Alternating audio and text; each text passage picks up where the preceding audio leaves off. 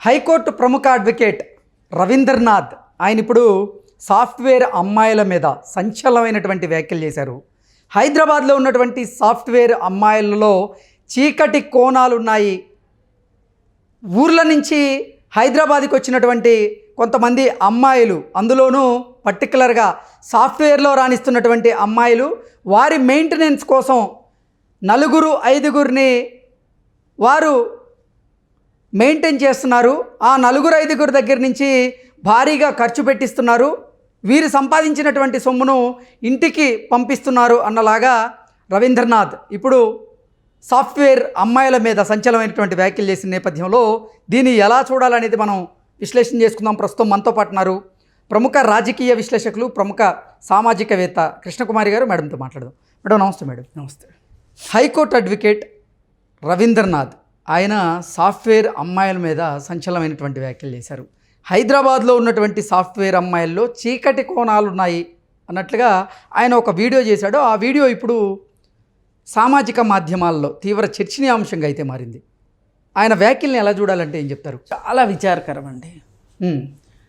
అసలు ఒకరి వ్యక్తిగత జీవితాల గురించి మాట్లాడటం అనేది ఇది వ్యక్తిగత గోప్యతకి, అంటే ఆయన పర్టికులర్గా ఒక అమ్మాయి అని అనకపోవచ్చు, కానీ హాస్టల్స్లో ఉండే అమ్మాయిలు, సాఫ్ట్వేర్ రంగంలో రాణిస్తున్న అమ్మాయిలు, అలాగే పల్లెటూరుల నుంచి వస్తున్న అమ్మాయిలు, వీళ్ళు అసలు వీళ్ళు ఏం చేస్తున్నారు, ఏ హాస్టల్లో ఉన్నారు, ఏ ఆఫీస్లో ఉద్యోగం చేస్తున్నారు అని తెలుసుకోవాల్సిన బాధ్యత ఒక చెల్లి గురించి అన్నకు తెలుసా, ఒక కూతురు గురించి తండ్రికి తెలుసా, ఒక చెల్లి గురించి అక్కకు తెలుసా అని అమ్మాయిలను టార్గెట్ చేస్తూ మాట్లాడాడు.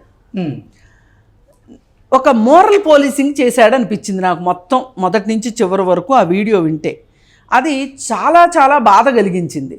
ఏంటి అంటే అసలు ఎవరిని మోరల్ పోలీసింగ్ చేసే హక్కు లేదు.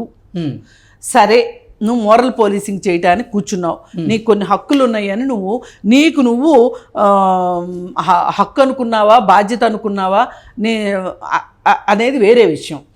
నువ్వు ఒక బాధ్యత తీసుకున్నావు అనుకుందాం, పోనీ హక్కు సంగతి పక్కన పెడదాం.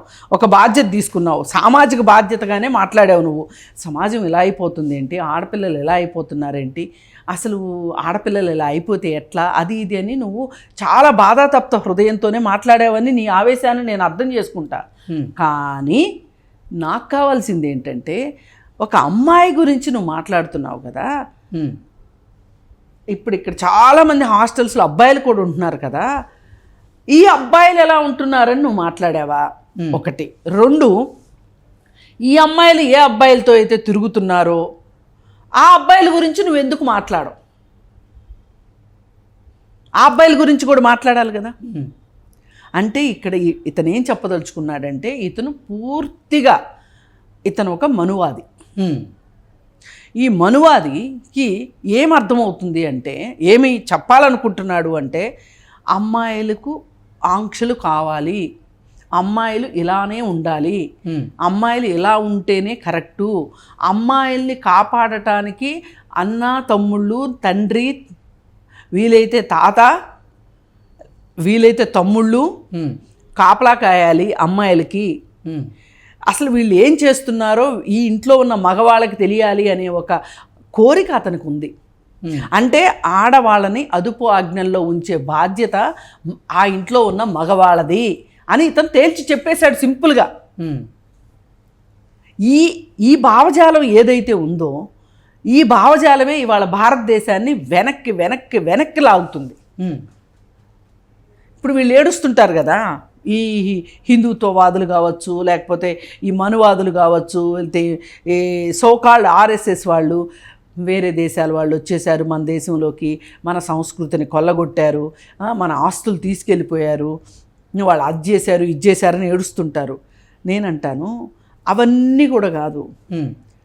అసలు మీరే ఆడపిల్లలకు ఒక నీతి, మగపిల్లలకు ఒక నీతి, ఆడపిల్లలకు ఒక న్యాయం, మగపిల్లలకు ఒక న్యాయం అనేది మీరు సొసైటీలో మీరు చలామణి చేస్తున్నారు.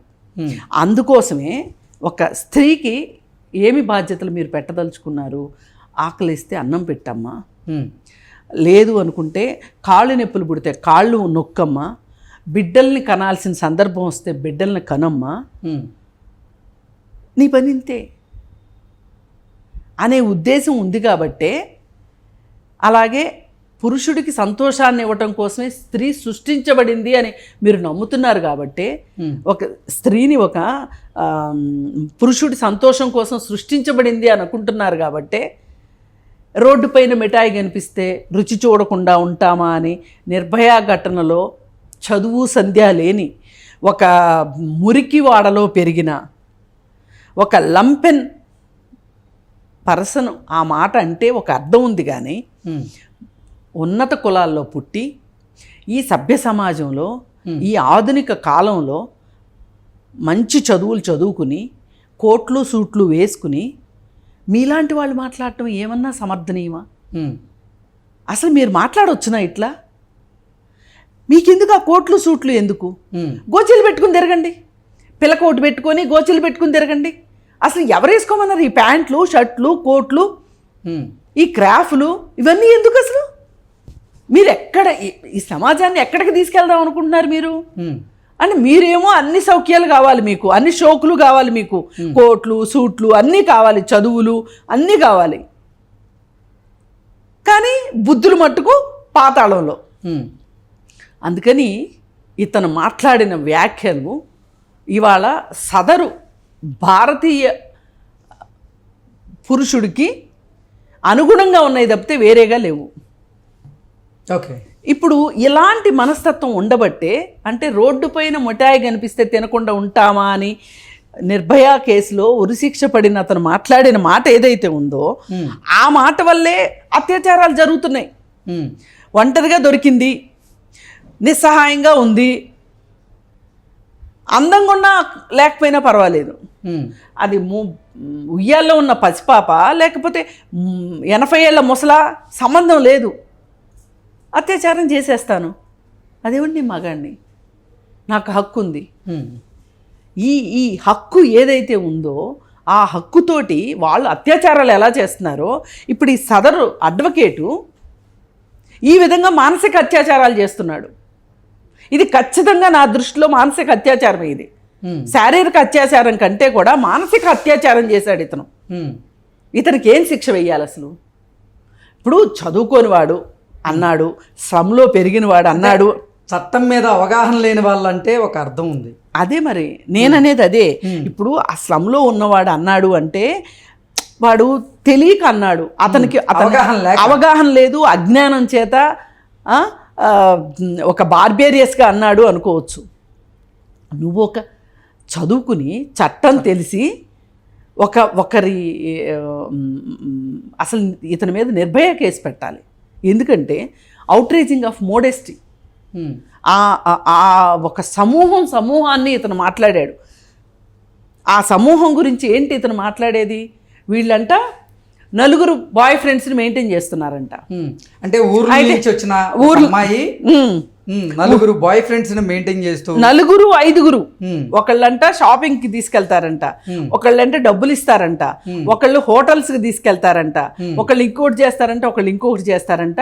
ఇలా సంపాదించిన డబ్బులతోటి ఇంటికి 50,000 పంపిస్తే ఆ ఇంట్లో పెద్దవాళ్ళకి ఫుల్ హ్యాపీ అంట. అంతేగాని మన అమ్మాయి ఏం చేస్తుంది, అసలు ఏం చేసి ఈ డబ్బులు నాకు పంపిస్తుంది అని ఆలోచించట్లేదంట. వచ్చేసిన డబ్బులు ఇంతే చాలని.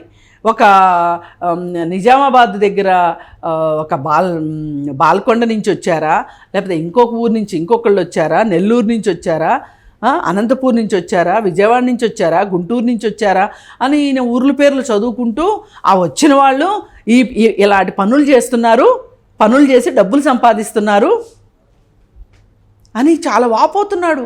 అసలు మన సంస్కృతి ఏమైపోతుంది, అసలు మన సమాజం ఎటెళ్తుంది, అసలు ఒక బాధ్యత ఉందా లేదా అని మాట్లాడుతున్నాడు.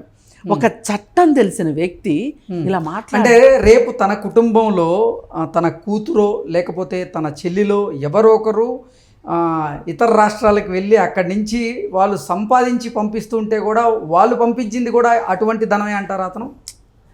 అంత దూరం ఆలోచిస్తే వీళ్ళకి నిన్న మొన్నటి దాకా లాగులేసుకున్న వాళ్ళండి వీళ్ళు. వాళ్ళు నమ్ముతున్న ఆర్ఎస్ఎస్ వాళ్ళు నిన్న మొన్నటిదాకా లాగోలు వేసుకున్నారు, ఇప్పుడే ప్యాంట్లు వేసుకుంటున్నారు. కానీ బుర్రల మట్టుకు ఇంకా కడ్రాయిల దగ్గర ఉన్నాయి. బిలో ద బెల్ట్ ఆలోచిస్తున్నారు వీళ్ళు. అందుకే ఇట్లాంటి మాటలు వస్తున్నాయి వీళ్ళ నోట్లోంచి. ఏమి సంస్కారం లేదా నీకు అసలు? ఎట్లా మాట్లాడతావు అసలు నువ్వు ఇట్లాంటి మాటలు? మాట్లాడడానికి వీల్లేదు. మాట్లాడితే ఊరుకోమేదో అనుకుంటున్నారు. ఇతని మీద కేసు పెట్టేదే గ్యారంటీగా. ఏం మాట్లాడండి అవి అసలు?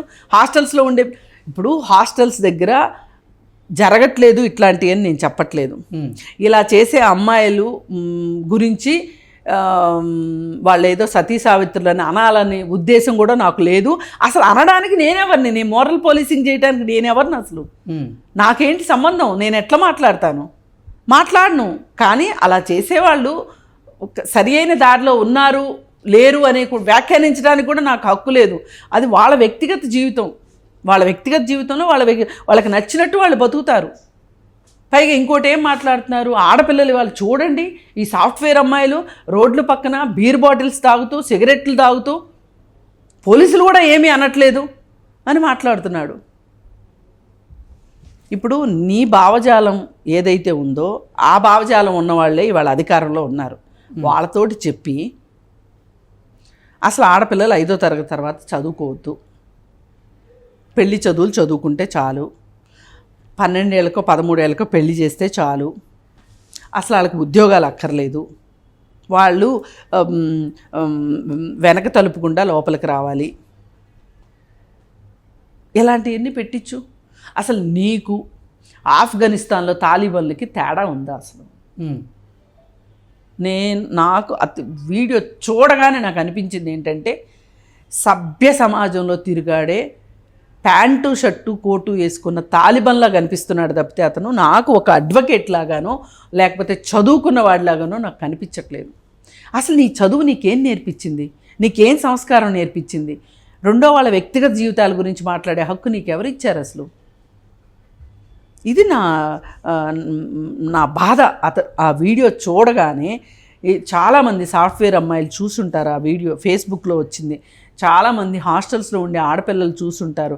అలాగే చాలామంది ఆడపిల్లల తల్లిదండ్రులు చూసుంటారు ఈ వీడియో. ఆ తల్లిదండ్రులు ఏమనుకుంటారు? నిజంగా మన అమ్మాయి చదువుకుని ఉద్యోగం చేస్తుందా లేకపోతే ఇంకేదన్నా చేస్తుందా అనే ఒక భయము, ఒక బాధ, అలాగే ఒక అనుమానం కూడా ఉండొచ్చు. ప్లస్ వాళ్ళ పక్కింట్లో అమ్మాయి కనుక హాస్టల్లో ఉండుంటే కనుక ఆ పక్కింటి వాళ్ళు ఏమనుకుంటున్నారో అనే ఒక బాధ, ఒక భయము వాళ్ళకు ఉంటుందా ఉండదా? అసలు నువ్వు ఎలా ఇస్తావు ఇంత ఓపెన్ స్టేట్మెంటు? పైగా ఆ బీర్ బాటిల్ పట్టుకున్న అబ్బాయి గురించి నువ్వేం మాట్లాడటల్లా, అమ్మాయి గురించే మాట్లాడుతున్నావు. ఇప్పుడు ఆ అమ్మాయిల కోసం డబ్బులు ఖర్చు పెడుతున్న 5 అబ్బాయిల గురించి నువ్వు మాట్లాడుతున్నావు. అమ్మాయిల గురించి మాట్లాడుతున్నావు, అబ్బాయిల గురించి ఎందుకు మాట్లాడవు? ఇందుకే బ్రిటన్ నుంచి ఒక జర్నలిస్ట్ వచ్చి నిర్భయ ఘటన జరిగినప్పుడు జైలుకి వెళ్ళి నిందితుల్ని ఇంటర్వ్యూ చేస్తే బయటకు వచ్చిన గొప్ప విషయాలు ఇవి. ఆ అమ్మాయి మా దృష్టిలో అమ్మాయి మిఠాయి, అందుకే రుచి చూసాము. మరి అంతెందుకు హింసించారు అంటే ఆ అమ్మాయి ఎదురు తిరిగిందని మాట్లాడారు. అందుకే మేమంత హింసించామని చెప్పారు. మళ్ళీ పైగా అన్న అనుంటే గనక, రక్షించు అనుంటే గనక మేమంత చేసేవాళ్ళం కాదు, ఇలాంటి చెత్తా చెదారమని మాట్లాడారు. అంటే ఒక సగటు స్లమ్లో ఉండేవాడికి మనస్తత్వం ఇలా ఉంటుంది. ఎందుకంటే చిన్న ఇంట్లో తల్లి తండ్రి ఉంటారు. తండ్రి తాగొచ్చి తల్లిని కొడుతూ ఉంటాడు. ఆ తల్లి పక్కింటి వాళ్ళ దగ్గరికి వెళ్ళి రక్షించమని అడుగుతుంది, లేదు అంటే ఇతన్నే రక్షించమని అడుగుతుంది. ఇవన్నీ చూశారు వీళ్ళు. భార్యాభర్తల బంధం అంటే ఇంతే, సెక్స్ అంటే ఇంతే అనుకున్నారు వాళ్ళు. అందుకని వాళ్ళు ఆ విధంగా మాట్లాడితే మరి నీకేం పోయే కాలం వచ్చింది? నువ్వు యూనివర్సిటీలో చదువుకుని ఉండుంటావు కదా, మంచి ఇంగ్లీషు, అది మంచి ఉచ్చారణ, నీ ఉచ్చారణ ఇవన్నీ చూస్తుంటే మంచి ఆధిపత్య భావజాలం ఉన్న కులానికి సంబంధించిన వ్యక్తిలానే కనిపిస్తున్నావు. ఇదే నువ్వు మాట్లాడేది. ఇకపోతే ఆ మధ్యకాలంలో ఈ నిర్భయ కేసు వాదించినప్పుడు లాయర్ ఉన్నాడు. వాడు అసలు అర్ధరాత్రి అమ్మాయిలకి ఏంటి పని ఉమ్. అని మొదలెట్టాడు వాడు. అర్ధరాత్రి అమ్మాయిలకి ఏం పని? అసలు 9 బాయ్ ఫ్రెండ్ తోటి కలిసి సినిమాకి వెళ్ళే అమ్మాయికి క్యారెక్టర్ ఉంటుందని ఎవరు చెప్పారు? క్యారెక్టర్ లేని అమ్మాయిని అత్యాచారం చేస్తే తప్పు ఏంటి అని మాట్లాడాడు వాడు. నా కూతురే గనక ఇలా చేసుంటే పెట్రోల్ పోసి తగలబెట్టేవాడిని అని పబ్లిక్గా మాట్లాడితే వాడి మీద చర్యలు లేవండి. వాడిని ఏం చేయలేకపోయారు. నిన్నగాక మొన్న కూడా ఏం మాట్లాడాడంటే, ఒక 3-4 నెలల క్రితం మాట్లాడాడు. అసలు నిర్భయాని కాదు, నిర్భయాని అలా పెంచిన తల్లిని అనాలి. నిర్భయ తల్లిని విమర్శించాడు. ఇలాంటి వెధవలకి ఆదర్శం. వాళ్ళు అలా మాట్లాడారు కాబట్టి నేను కూడా అలా మాట్లాడవచ్చు. కానీ వాడేదో ముసలోడో లేకపోతే ఇంకొకటో నార్తోడో జ్ఞానం లేనివాడో లేకపోతే ఇంకేంటో మాట్లాడాడు అనుకో, నీకేం పోయే కాలం వచ్చింది? కనీసం ఎంతో కొంత సౌత్ వాళ్ళ దగ్గర నేను ఒక మంచి మర్యాద ఎక్స్పెక్ట్ చేస్తున్నా. వాళ్ళు ఎన్ని విమర్శించినా, దక్షిణాదోళ్ళు కంపు కొడతారు, దక్షిణాదోళ్ళు నల్లగుంటారు, ఇలాంటి ఎన్ని మాటలు మాట్లాడినా నార్తోళ్ళు నేను అలా అనుకోను. అసలు మంచి ఉద్యమాలు వచ్చిందే సౌత్లో. ఇలాంటి ఈ దక్షిణాది నేలలో చెడబుట్టాడు వీడు. ఇలా ఆ అమ్మాయిల్ని మాట్లాడిన వాడు ఎవడైనా సరే నేను ఇలాగే మాట్లాడతా. వేసుకోమనండి, ఆమె కేసు వేసుకుంటే ఓకే, నేనేమి ఫీల్ గాను. పైగా అసలు వీళ్ళంతా యుద్ధం ప్రకటించాల్సింది ఎవరి మీద? ఈ సాఫ్ట్వేర్ అమ్మాయిల మీదో ఈ హాస్టల్స్లో ఉండే అమ్మాయిల మీదో కాదు యుద్ధం ప్రకటించాల్సింది. అసలు యుద్ధం ఎక్కడ చెయ్యాలి అంటే, మీ సంస్కృతి సాంప్రదాయాల మీద దాడి జరిగేలాగా సోషల్ మీడియాలో, ఓటీటీ ప్లాట్ఫామ్స్లో భయంకరమైన కంటెంట్ తోటి డబ్బులే లక్ష్యంగా కొన్ని షోస్ వస్తున్నాయి. ఆ షోస్ గురించి మాట్లాడరా నాయన, నీ కళ్ళుంటే. ఆ షో ఎంత విపరీతంగా ఉందో చూస్తున్నాం. బట్టలు ఇప్పుతున్నారు, వినాశకాలే విపరీత బుద్ధి అని. షోలో అమ్మాయిలు అబ్బాయిలు, అబ్బాయి ఒక బట్ట ఇప్పితే అమ్మాయి ఇంకొక బట్ట, అమ్మాయి ఇంకొక బట్ట ఇప్పితే అబ్బాయి ఇంకొక బట్ట. ఈ బట్టలన్నీ ఇప్పి చోళీకే పీచే క్యా హై అని పాటలు పాడుతున్నారు. ఇది షో అంట, రియాలిటీ షో అంట, అశ్లీలతో కూడిన షో. ఇంకా నేను ఎంత చెప్పాక అది అశ్లీలత అనాల్సిన అవసరం ఏం లేదు. అంతకంటే పెద్ద మాట ఏదైనా ఉంటే అనండి, మీకు డిక్షనరీలో దొరికితే గనక. ఆ షో అట్లాంటి వాటిని మీ భావజాలం వ్యక్తులే కదా అధికారంలో ఉన్నారు చెప్పి అట్లాంటి షోలు రాకుండా చేయండి బాబు. నీకేదైనా సరే ఒక సమాజం మీద ఒక బాధ్యత ఉంటే గనక, సామాజిక బాధ్యత ఉంటే గనక, చట్టం తెలిసిన వ్యక్తిగా ఆడపిల్లల హక్కులకి భంగం కలిగించేలాగా, వాళ్ళ గౌరవానికి భంగం కలిగించేలాగా ఇలా మాట్లాడే కంటే కూడా నువ్వు చేయాల్సింది ఏంటి అంటే, సమాజం మీద అతిపెద్ద ప్రభావం చూపిస్తున్న ఈ సోషల్ మీడియా, ఈ ఓటీటీ ప్లాట్ఫామ్స్కి ఏదైనా ఒక నియంత్రణ చట్టం వచ్చేలాగా నువ్వు ప్రయత్నం చేయి. నీకు చాలా వాగ్దాటి ఉంది, నీకు చాలా తెలివితేటలు ఉన్నాయి. పిచ్చుకల మీద ఎందుకు వేస్తావు బ్రహ్మస్తాలు? వెయ్యి. ఆ షోని ఈరోజు దేశం అంతా తప్పు తప్పు తప్పు అని మాట్లాడుతుంది. ఇట్లాంటి షోలు నీ కళ్ళకు కనిపించట్లా, నీ మసక కళ్ళకి అవి కనిపించట్లా, అమ్మాయిలే కనిపిస్తున్నారు. అసలు నాకు అనిపించింది, అతను మాట్లాడే వీడియో చూస్తే వింటూ ఉంటే అసలు అతను ఎంత ఆనందాన్ని అనుభవిస్తున్నాడా అనిపించింది. నాకేమో కడుపు రగిలిపోతుంది, గుండె మండిపోతుంది. ఇట్లా మాట్లాడతాడా ఒక నిజమే కావచ్చు, అసలు నువ్వెవడో చెప్పడానికి? ఆ అమ్మాయిల దగ్గరికి వెళ్ళి ఆ నలుగురు అబ్బాయిలకు బాధ్యత లేదా? అసలు ఇంకా గమ్మత్తైన విషయాలు చెప్తా మీకు.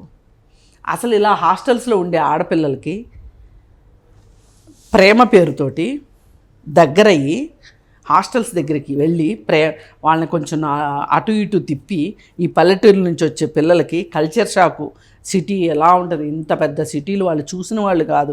ఆ కల్చర్ షాక్తో ఉన్న పిల్లల్ని మాయ మాటలు చెప్పి కొంతమందిని, అందరినీ కాదు కొంతమందిని, వాళ్ళ ఏటీఎం కార్డులు తీసుకొని వీళ్ళు ఆ అమ్మాయి డబ్బులే ఆ అమ్మాయికి ఖర్చు పెడుతూ మాల్ చుట్టూ తిప్పుతూ సినిమా హాల్ చుట్టూ తిప్పుతూ పోకిరిగాళ్ళు పరాన్న జీవుల్లాగా బతుకుతున్న మగపిల్లలు చాలామంది అడ్డగాడిదలు ఉన్నారు వాళ్ళ గురించి మాట్లాడు. వాళ్ళు కదా నీకు అసలు ఆడవాళ్ళు స్త్రీలతోటి ఈ సమాజానికి ఏం పని లేదు. ఇందాక ఫస్ట్లో చెప్పినట్టు 4 పనులు తప్పితే వాళ్ళు అసలు చదువుకోవద్దు, ఉద్యోగాలు చేయొద్దు, వాళ్ళ శక్తి సామర్థ్యాలు చూపించుకోవద్దు, వాళ్ళకి వ్యక్తిత్వం అక్కర్లేదు, ఏం అక్కర్లేదు కదా. మరి ఈ మగవేదవులకైతే కావాల్సిందే కదా, వ్యక్తిత్వం కావాలి కదా. వాళ్ళకి చెప్పు పాఠాలు పిలిచి కూర్చోబెట్టి ఎక్కడన్నా. అసలు ఈ దేశం ఇంత వెనకబడిపోవటానికి జెండర్ గ్యాపే కారణం. ఈ జెండర్ గ్యాప్తో వీళ్ళకి జెండర్కి సెక్స్కి తేడా తెలియని పశువులు ఎక్కువైపోయారు ఈ దేశంలో. అందుకే ఈ దేశం ఇలా ఉంది అని ఆలోచించకుండా ఈ విధంగా పిచ్చి పిచ్చి సంధి ప్రలాపనలు పేలితే వెళ్ళమనండి, ఏదన్నా హాస్టల్ దగ్గరికి వెళ్ళమనండి, కుక్కను కొట్టినట్టు కొడతారు ఆ అమ్మాయిలు. ఇంతమంది మనోభావాలతో ఆడుకున్న ఇతను ఖచ్చితంగా బేషరతుగా సారీ చెప్పాలి. రెండోది ఇమ్మీడియట్గా కంటెంట్ని డిలీట్ చేయాలి. ఓకే, తనకు తానుగా ముందుకొచ్చి స్వచ్ఛందంగా చేయాల్సిన పని ఇది. అందుకని ఇతను చేయాల్సిన పనులు ఏంటి అంటే రేపటి నుంచి ఆ ఓటీటీ ప్లాట్ఫామ్స్ ఈ సోషల్ మీడియాలో వచ్చేదానికోసం అని చెప్పి పోరాటం చేయమనండి. మేము చేస్తున్నాం, మాతో పాటు కలిసి పోరాటానికి రమ్మనండి. అశ్లీలత మీద పోరాటం చేయమన్నారు, కంటెంట్ మీద పోరాటం చేయాలి. పైగా నిన్నో మొన్నో సుప్రీంకోర్టులో ఒకటి వచ్చింది ఏంటంటే, ఎవరో పిల్లేశారు ఈ సోషల్ మీడియాలోనూ ఓటీటీ ప్లాట్ఫామ్స్లో హింస సెక్స్ ఎక్కువైపోతున్నాయి, ఇది చాలా మంచిది కాదు, ఇవి నట్టింట్లోకి వచ్చి కూర్చున్నాయి అని చెప్పి వాటికి ఏదైనా నియంత్రణ కావాలి అంటే, ఇదే భావజాలం ఉన్న ఒక వ్యక్తి మరి పోస్టుల్లో ఉండేది వాళ్ళే కదా ఉండేది. ఆయన చెప్పిన చల్లని వార్త ఏంటి అంటే, ఇలాంటి విషయాలకి సెన్సార్ బోర్డు మనం పెట్టలేము, నియంత్రించలేము, కానీ స్వీయ నియంత్రణ ఉండాలి అని చిలక పలుకులు పలికాడు. ఎవరికి ఉండాలి స్వీయ నియంత్రణ? చూసేవాళ్ళకా, నటించేవాళ్ళకా, లేకపోతే తీసేవాడికా? తీసేవాడు ఎందుకు తీస్తున్నాడు? డబ్బుల కోసం తీస్తున్నాడు. డబ్బుల కోసం విచ్చలవిడిగా వాడు వ్యాపారం చేస్తున్నాడు. ఈ వ్యాపారం చేస్తుంటే మాకేమొస్తున్నాయి? గవర్నమెంట్కి డబ్బులు వస్తున్నాయి, జిఎస్టీ. అందుకే రాహుల్ గాంధీ అంది గబ్బర్ సింగ్ ట్యాక్స్ అని. మాకు ట్యాక్స్ వస్తుంది కదా, మాకు కావాల్సింది అదే. ఈ మిగతా అంతా ఎడిపోతే ఏంటి మాకు అనుకుంటున్న ప్రభుత్వం ఉన్నప్పుడు నీలాంటి వాళ్ళు ఈ ప్రభుత్వానికి వ్యతిరేకంగా పోరాడాలి. లేదు మాలాంటి వాళ్ళతో కలిసి పోరాటమైనా చెయ్యాలి. ఇది అది కాకపోతే ముక్కు మూసుకుని తపస్సు చేసుకోవాలి. అంతేగాని సభ్య సమాజంలోకి వచ్చి ఇలాంటి పిచ్చి ప్రలాపనలు చేస్తే మటుకు చూస్తూ అయితే ఊరుకోం. Okay madam, thank you. Thank you.